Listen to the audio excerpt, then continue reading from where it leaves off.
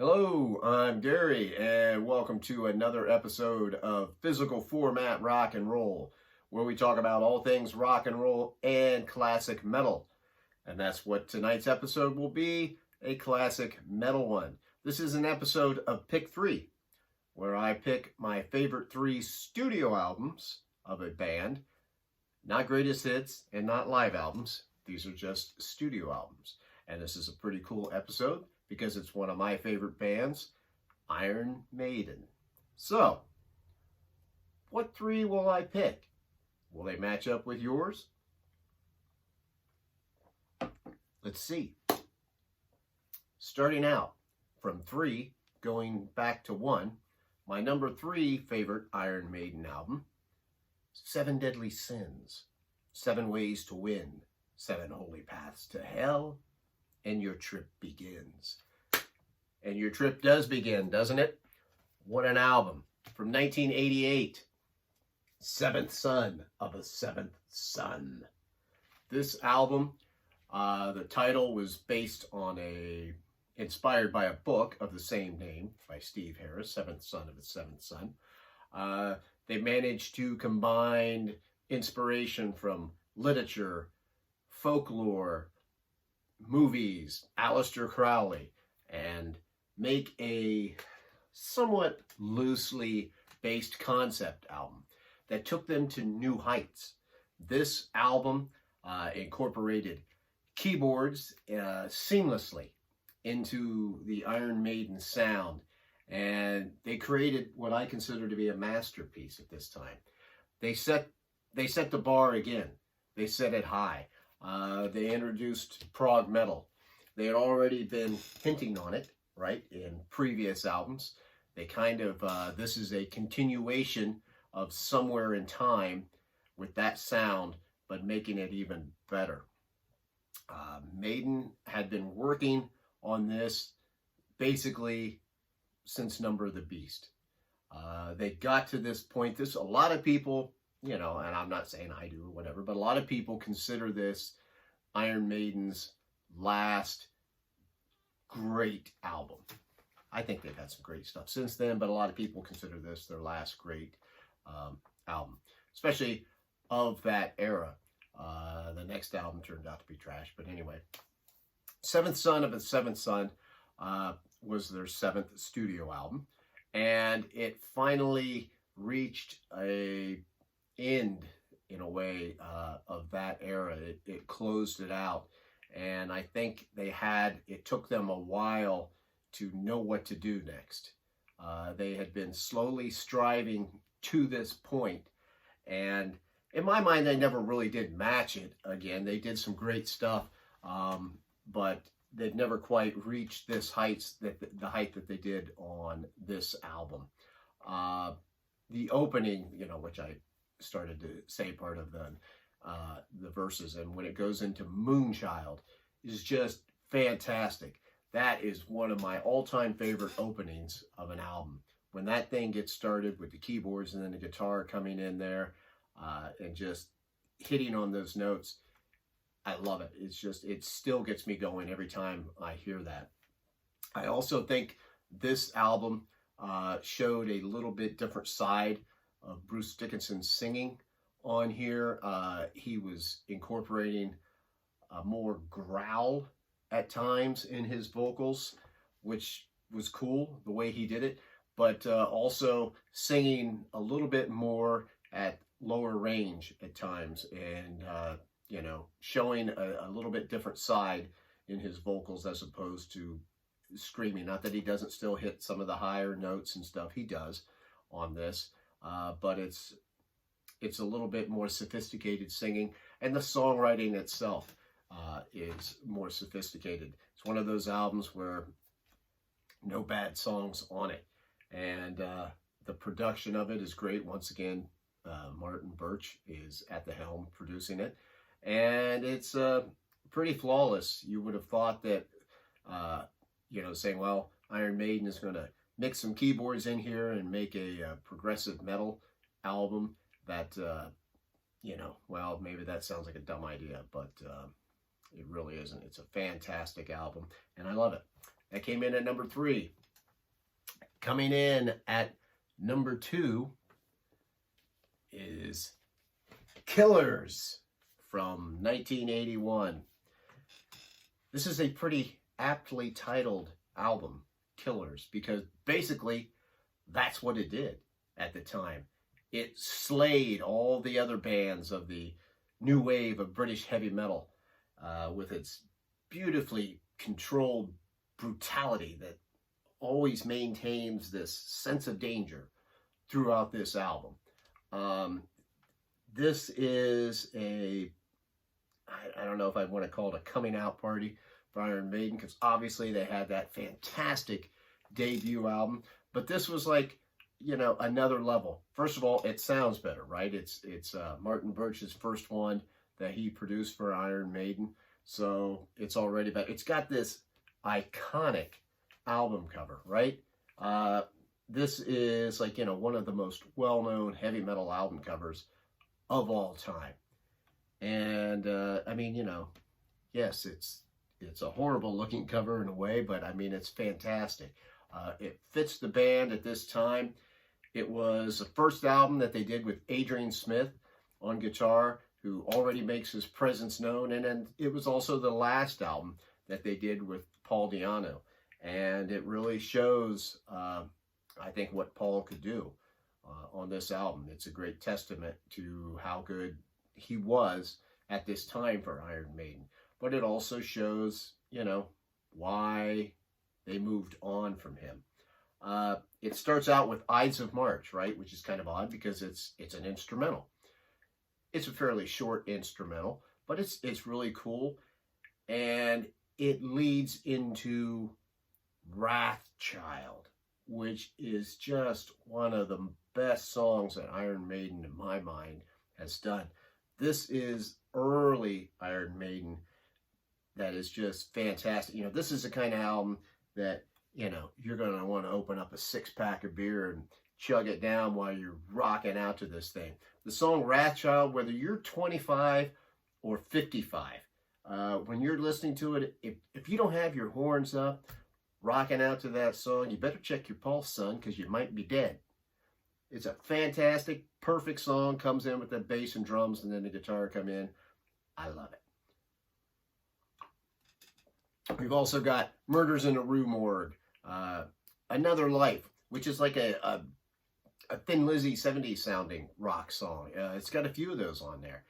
Side 1 ends with Innocent Exile, which is a great song to end this. That song actually appears on Made in Japan, the live album that they did from this time period. So that's a great thing about this album too, I think, is the fact that it has a kind of a different sound for Iron Maiden. They never really made another album like this. The combination of metal and almost classic rock at times, but all with that hard Iron Maiden edge to it. The first song, Killers, is the first song on side 2. Wow, you know, that's a great song. I mean, that one kind of puts me in the mood of The Ripper by Judas Priest. I'm not saying it sounds like that, but it's that kind of mood. Prodigal Son, Purgatory, and Drifter. You know, all these songs are kind of different sounding, and they're different for Maiden. They all rock. Some of them are almost, you know, ballady at times, but yet in a cool, hard rock way. Genghis Khan is a really good instrumental. I forgot to mention that's on side 1. But this is a good album to listen to from start to finish. It's a good head-banging album that still has, you know, some other emotion in there that maybe that Iron Maiden didn't necessarily have later on. I'm not saying it's a good or bad thing, but this album definitely stands on its own, and I have always loved this album, and I still love to put it on. It's just, you know, certain times you're in mood for a certain type of Iron Maiden, and other times you're in a mood for this one. Killers, fantastic album. That's my number 2. Coming in as my number 1 Iron Maiden album of all time, which will it be? From 1983, Peace of Mind. This album is just fantastic. First of all, it's the first album that had Nico McBrain as their drummer, who replaced Clive Burr, who was a good drummer on his own. He was a very good drummer. But Nico was he's more technically proficient than Clive was. And really gets tested on this album, doesn't he? And this ended up being the lineup that we know and love, that has stuck around for years. They did all those classic albums that we all love. Just let me read the track listing on this album. Side 1, Where Eagles Dare. That's the opening song, okay? Revelations, Flight of Icarus, and Die With Your Boots On. That's just side 1 of this album. Those are all fantastic songs. Side 2, The Trooper. Anybody heard of that one? Still Life, Quest for Fire, Sun and Steel, and To Tame a Land. So this album is just full of greatness. This is where they start to get even a little more progressive at times. And, you know, eventually this is the one that would lead to this one, okay? Things that they started in here, but they still have that heavy, heavy edge to them. This is also the one where Bruce Dickinson gets to start writing on it. He didn't get to write anything on Number of the Beast, but he starts to add his touch to some of these songs. And I wrote some notes here. I was trying to think. Shoot, what did he worked on Flight of Icarus, for one thing, which is a song that helped break Iron Maiden. Not that they weren't already popular. They were already immensely popular. But the song Flight of Icarus got them more on the radio. And it's a great song, right? It's more of a mid-tempo type rocker. It's something a little bit different. And here you hear the vocals of Bruce Dickinson coming out. And you can kind of see, okay, they needed these vocals for these type of songs, for this album. You know, Number of the Beast, Paul could have sang that album, right? He couldn't do this one. I'm not taking anything away from Paul, but you can see the direction that Iron Maiden was going with this album, and this is why they needed Bruce Dickinson on board, okay? Not just for his vocals, but also for his songwriting. This album also has all kinds of different influences, like from movies, for Where Eagles Dare, from books. To Tame a Land was inspired by Dune. Let's see, what's the song? Oh, shoot, I wrote it down here. Still Life. Yeah, Still Life was based kind of on a poem called The Inhabitant of the Lake. You know, the whole story of the guy seeing something in the lake, a monster in the lake, and eventually he goes down to try to get it and takes you with him. Sun and Steel, which to me sounds like it's, you know, could be about Conan and Red Sonja, and, you know, their travels throughout the world. The lyrics on this album are also a step up for Iron Maiden. The album Number of the Beast was a fantastic album, a fantastic introduction to Bruce Dickinson, but this one ups it. This is Iron Maiden's best album in my mind because it has everything on it that you could want from an Iron Maiden.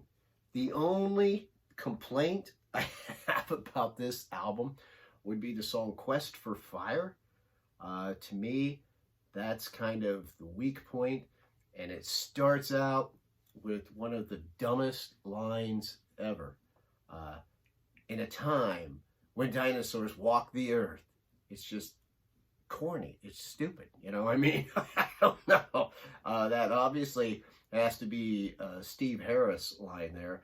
And I know he's the boss of the band, so maybe everybody was kind of afraid to say, hey, that sounds kind of corny. Can we change it up? The music's not bad, but the words are kind of stupid. It's It's the only weaker point on the album. Everything else is just a classic Iron Maiden song.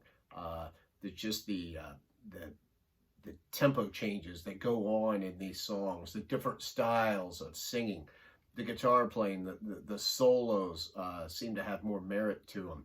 It's just a great album that manages to show a slightly more sophisticated Iron Maiden, but rocking just as hard as they ever did. This album is a masterpiece. If I was to tell anybody, you know, hey, what's the first Iron Maiden album I should get? Because I don't have any. I would say Peace of Mind.